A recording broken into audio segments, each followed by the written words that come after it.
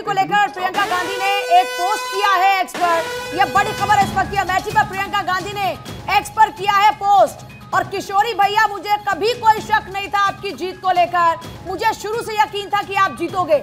बड़ी बात यह आयुष कि जब स्मृति ईरानी राहुल गांधी को सीधे से चुनौती दिया करती थी तो कहती थी कि मैं तो एक आम कार्यकर्ता हूं और मैंने आपको आपके गढ़ में हराया।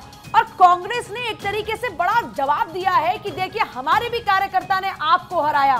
तो यहां पर जाहिर तौर पर, और देखिए तस्वीर भी पोस्ट की है प्रियंका गांधी ने अमेठी पर, क्योंकि अमेठी में किशोरी भैया मुझे कभी कोई शक नहीं था, ये फोटो के साथ में एक्स पर पोस्ट प्रियंका गांधी ने किया और ये एक बड़ा जवाब देने की कोशिश की जा रही है राजनीतिक तौर पर। बिल्कुल, और इसका राजनीतिक संदेश बहुत बड़ा है। स्मृति ईरानी केंद्रीय मंत्री थी, एचआरडी मिनिस्ट्री तक सबसे अहम महकमों में से एक है, वो संभाल चुकी हैं वो। और राहुल गांधी को हराना बिगेस्ट अपसेट्स में से एक था। एक तो डिंपल यादव हारी थी सुब्रत पाठक से, और दूसरा राहुल गांधी का चुनाव में हारना, खास करके इस सीट से। ये दोनों 2019 के सबसे बड़े अपसेट्स माने गए।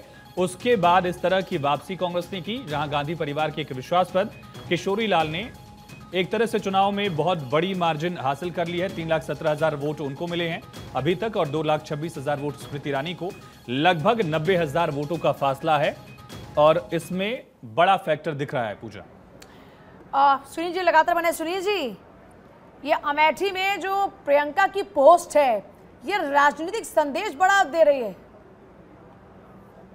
नहीं, देखिए बात एक है कि ये अहमन्यता की हार है, क्योंकि लोकतंत्र के अंदर अप एंड डाउन्स आते हैं। मगर जिस ढंग से गए चुनाव नतीजों के बाद मजाक उड़ाया गया, वो उस अहमन्यता का जनता ने जवाब दिया है कि लोकतंत्र के अंदर आप अपने आप को कितना ही महानायक समझ लीजिएगा, आप कुछ भी समझ लीजिएगा, जनता। लेकिन जल्दी से एक बात और बताइए, खबर मिल रही है कि नीतीश कुमार से बात कर रहे हैं शरद पवार, बातचीत हुई है क्या? क्योंकि नीतीश कुमार ने तो मन से कहा था एक बार गलती होगी, दोबारा ऐसी गलती नहीं करूंगा, पलटूंगा नहीं। देखिए, आप अच्छी तरह दो बातें समझ लीजिएगा, नीतीश कुमार जी की भी समझ लीजिएगा और चंद्रबाबू नायडू जी का भी समझ लीजिएगा कि इतिहास उन्हें आवाज लगा रहा है। भारत एक नया इतिहास लिखने जा रहा है और इन दोनों को भारत का जो इतिहास है वो आवाज लगा रहा है।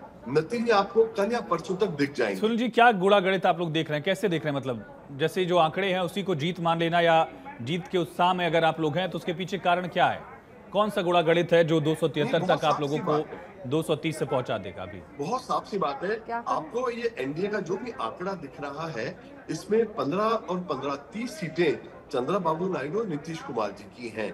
और ये दोनों, मैं मानता हूँ, भारत के नव इतिहास लेखन के अंदर अपनी भूमिका अदा करने के लिए तत्पर है, जो आपको अगले कुछ दिनों में दिख जाएगा। और ये आप अच्छे से समझ लीजिएगा, शाम तक जब आंकड़ा आएगा तो वैसे भी बीजेपी